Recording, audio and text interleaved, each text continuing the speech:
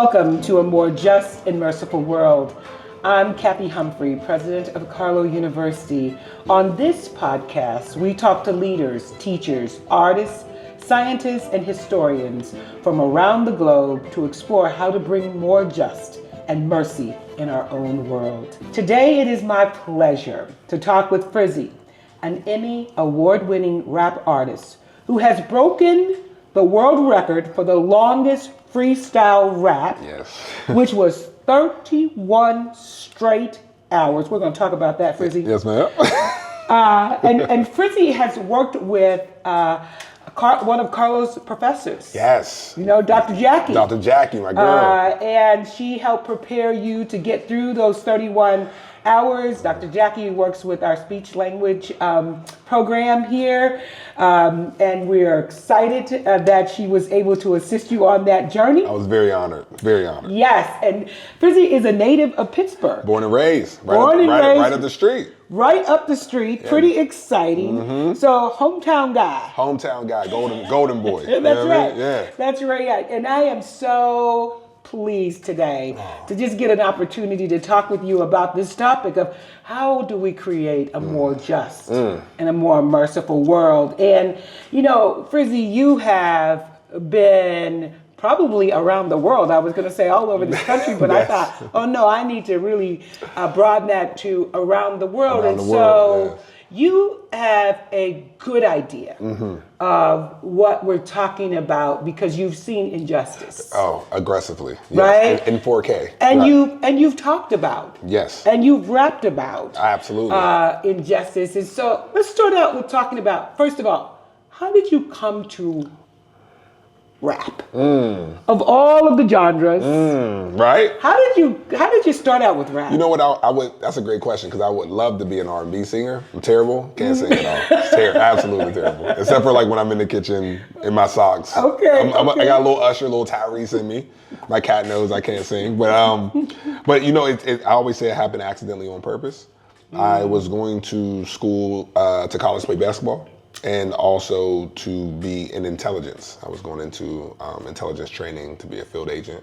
I used to rap for fun with my friends. You know, we used to freestyle around, nothing seriously. But they ended up signing me up for a contest without telling me to kind of be funny. And they called my name and I had to get up in front of these judges and rap, and I did good. I just freestyled. Okay. And I ended up winning the contest. Wow. And it really put me in a space. I worked with this producer named John Gore, who at the time was Christina Aguilera's producer, because she's from Pittsburgh as well. And they just sat down with me and were like, listen, you have a real talent, you're something special. If we can just kind of structure this thing and kind of teach you how to write a song and song patterns and cadence, then you could be something special. And you know, my father was all about no plan Bs. We don't do plan Bs. So whatever we choose to do, we become the best at that. And whatever else happens from that has to stem from that main source.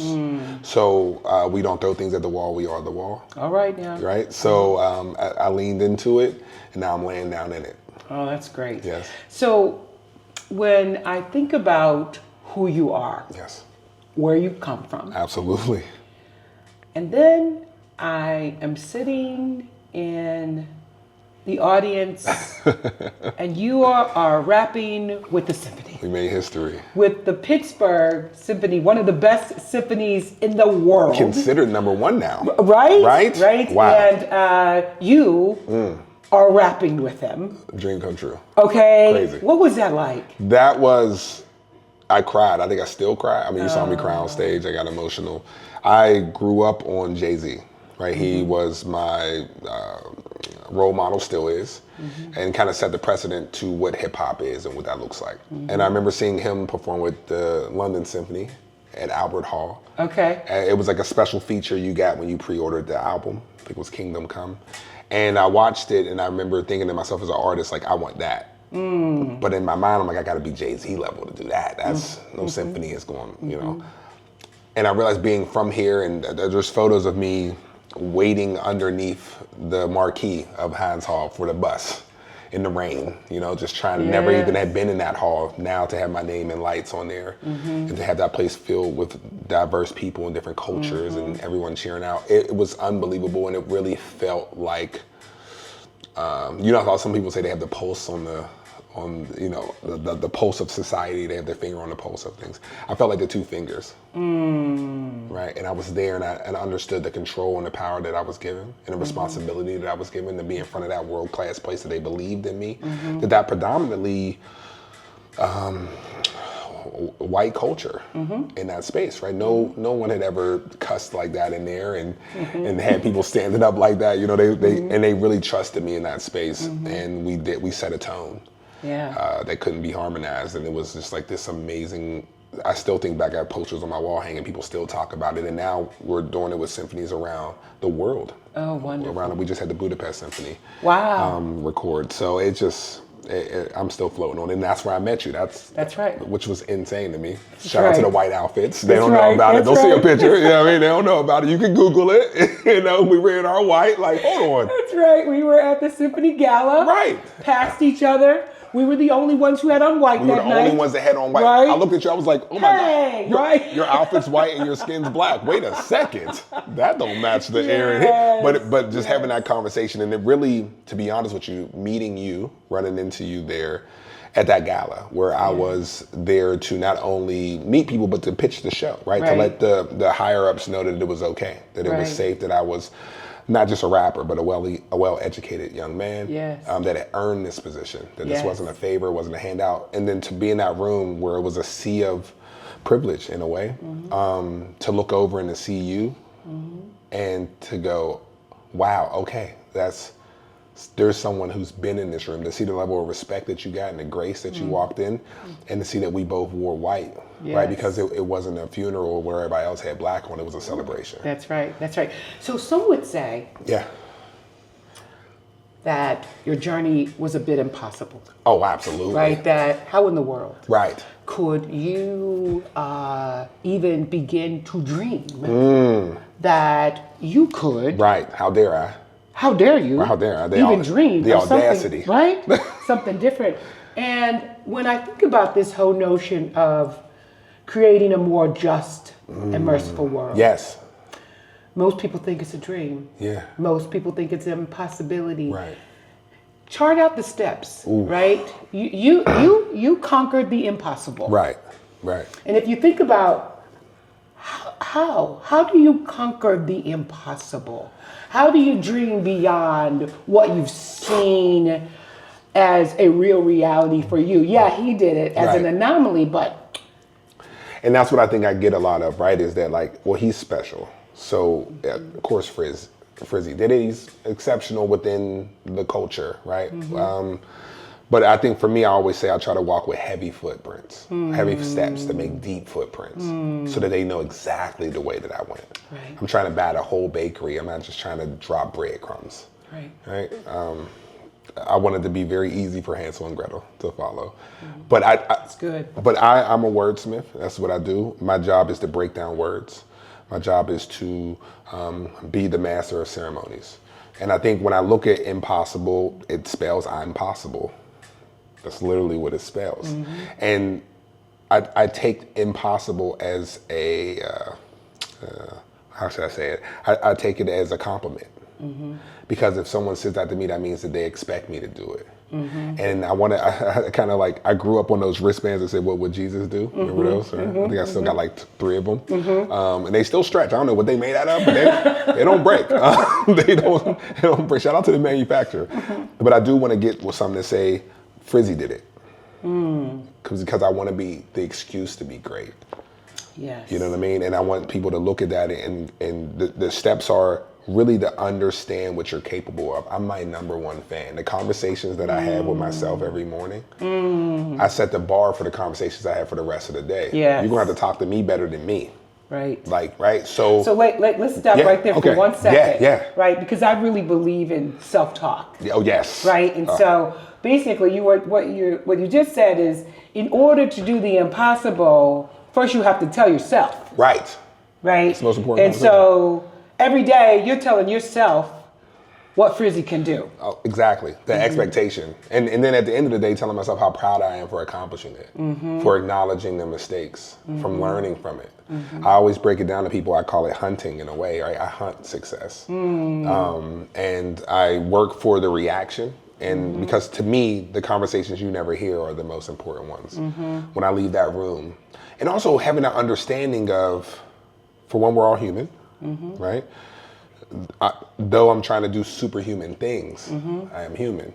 And to go, most of the people in these industries, whether it's music or even in the symphony world, are deciding what I can do and they can't do what I do. You know what I mean? So it's like most of the, and shout out to the ESPN commentators, I love them, Stephen A. and all them, but they never play basketball, but they'll tell you who the best basketball player is. Right. You know? Right. And I think that that's what we deal with in this world a lot, is a lot of people telling you, you can't do something, but they've never even failed at it. So I have to remember that when I go, because that's my job. My job is to make people believe in me, make people like me. I'm the soundtrack to a lot of people's day. So I have to be relatable, but also inspiring.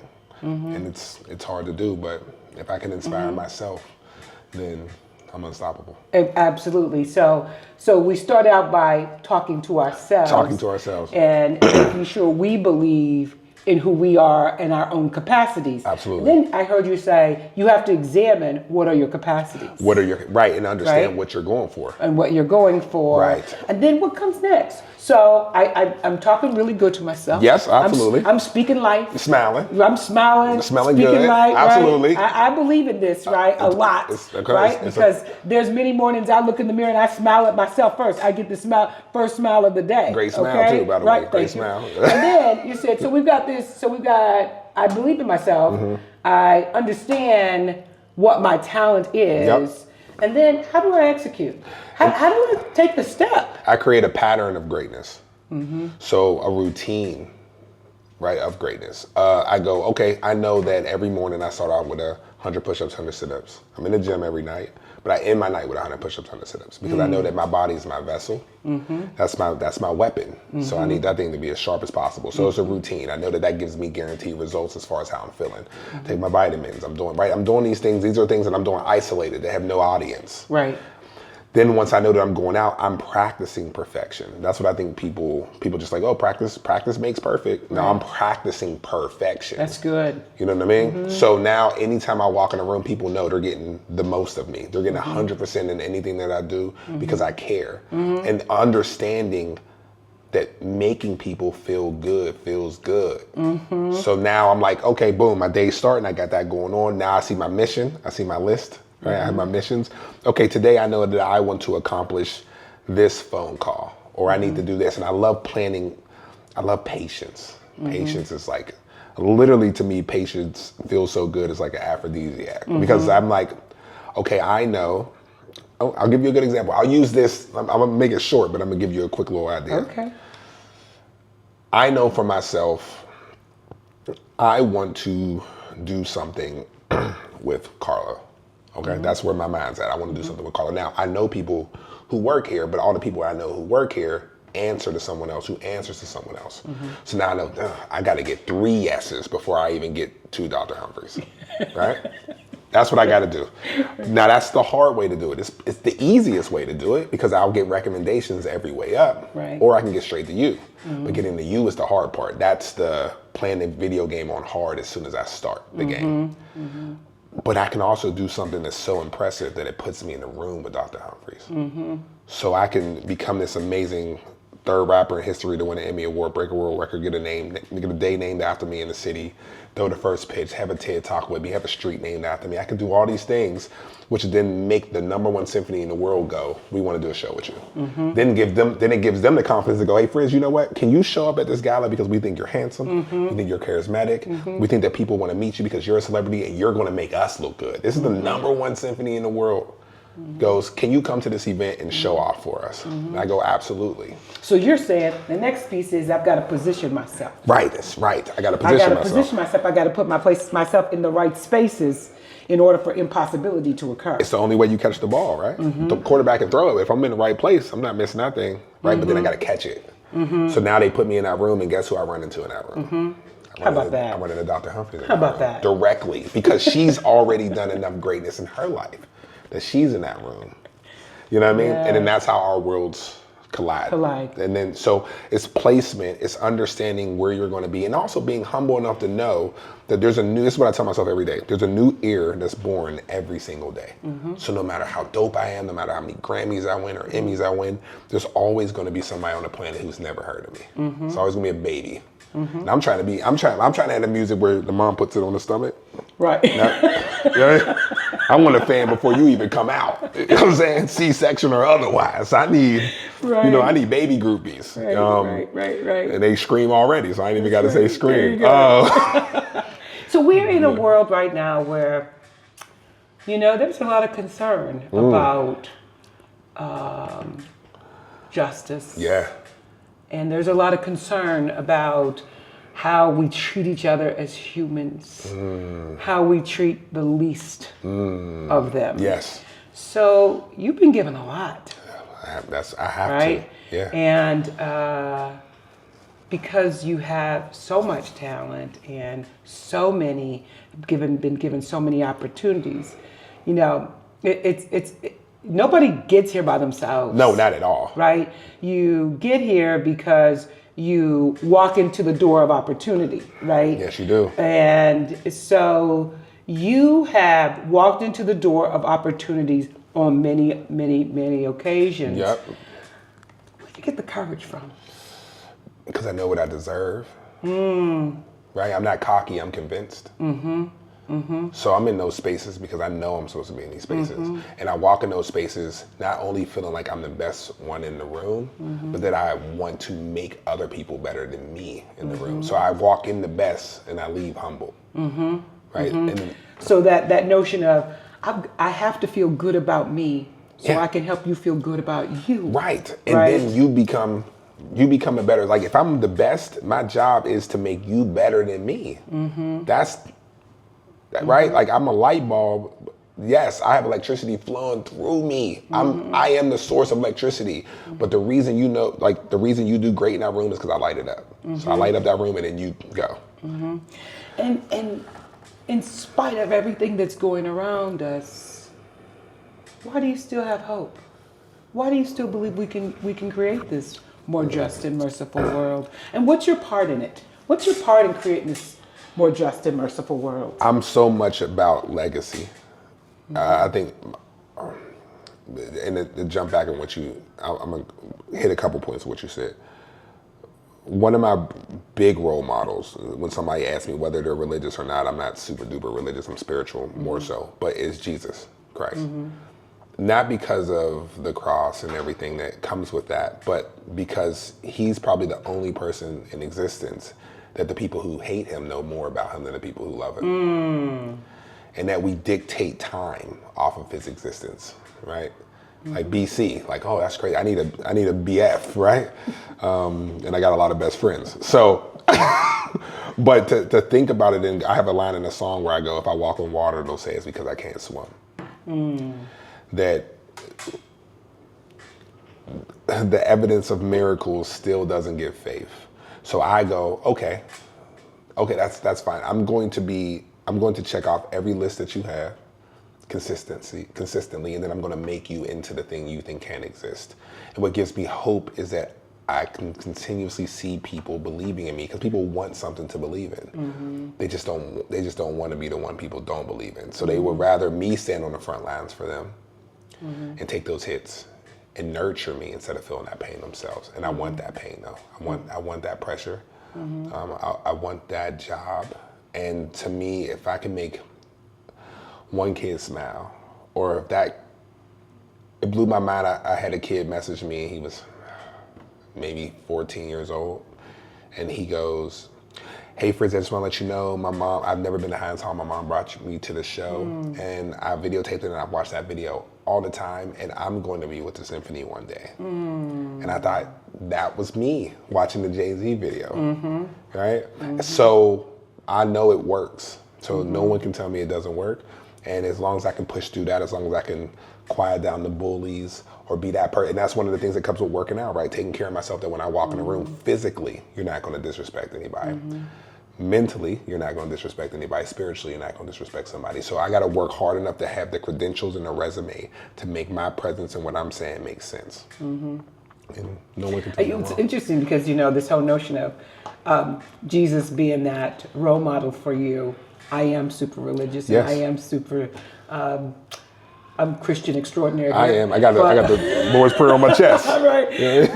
But I do think Jesus does provide an incredible example of courage. Absolutely. Of standing up for what you believe is good and right. Yep. No matter what's all around you, no matter what the consequence it Come on. is that I'm going to stand for what I believe is good and right. And I do believe that there is a lot to that. Yeah.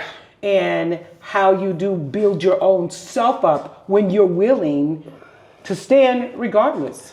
And caring about others. Yes. Right? That's the big thing about Jesus, is caring about others. When I pray, I do my thank yous, of course. But then the last part of my prayers is asking God what they did today. How are you feeling?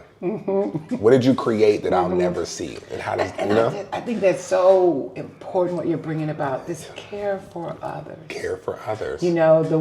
Our willingness to say, I've got some responsibility here. I've been given a lot. I say to our students all the time, to whom much is given, much is required, right? And so it's a true blessing to be able to be the giver.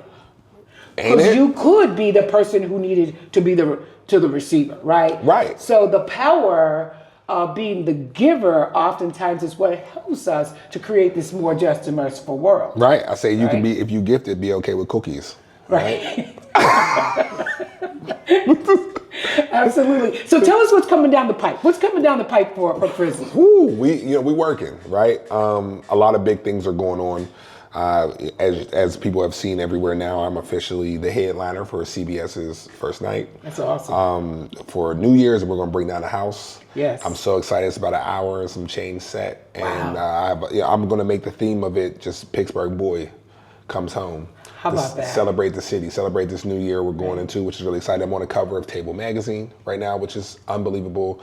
So humbled. It's in everywhere that stores are, magazines are sold in the stores. Right.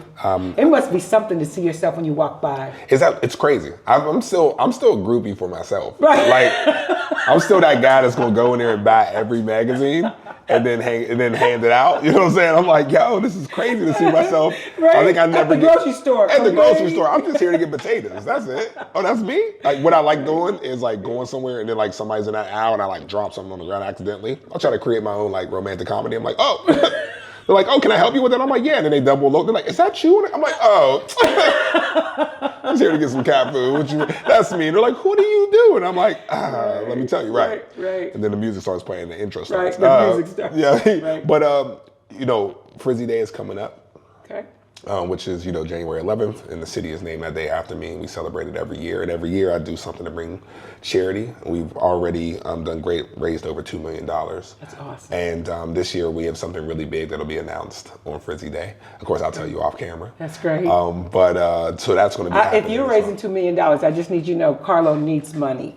Okay, true. And the next time. Facts. Okay. Facts. Good. I just needed to slide that in there. Well, I appreciate that. I'm glad you said something because shout out to my boy John. He's behind the scenes. This suit's mean. That's a mean suit he got on. Right, you know what I'm saying? Not that I was looking, but if you want to learn that. And I say that because oftentimes people don't think that about a university, but this is a different kind of university. This is a university that provides opportunities to those who otherwise wouldn't have. Come on. And because of that, all the help we can give to that student who used to be homeless, to that student who used to be in the foster care student, to that student whose parents never dreamed or imagined that they could be at a university. Support is great, but also to that student who's trying to get to a higher place. Come on, right? We got to provide steps. It's right. Exactly, and that's what I'm here for. That's why my answer when it comes to charity or comes to universities or comes to helping to raise money, I'm always going to say yes, because I'm blessed in a situation to be able to be a source that people with money trust to give to something I'm attached to. Right. So yeah, I guess so. Well, let me just say this: coming up soon. Y'all don't know what it is yet. I don't know what it is yet, but we about to get some Carlo money in. There you go. You see me with the sweatsuit on. You know what I'm saying? You don't think I know you're sporting that Carlo sweatsuit, you know, and you're looking dapper. It hit different, there, you know? right? It is royal different. purple. It's royal. It's royal. You know what I'm saying? It's merciful. Trimmed in gold. Don't forget I that. saw that. Trimmed in And you gold. know it got gold in it. Come on. Y'all know the song. Yes, that's right. So as we close, Yes. everybody can't be FRZY. Everybody can be great. Right. Everybody can't be FRZY. What message would you leave for young people who are trying to become the best they can be at whatever they're trying to be? Man, that's a great question. The message I would give to them and the students that are listening to this and the person that's driving in their car and got it turned up because they're subscribed is, I always say, this is going to sound super corny, but I always say, be water. Right? Not to sound like Bruce Lee, but be water.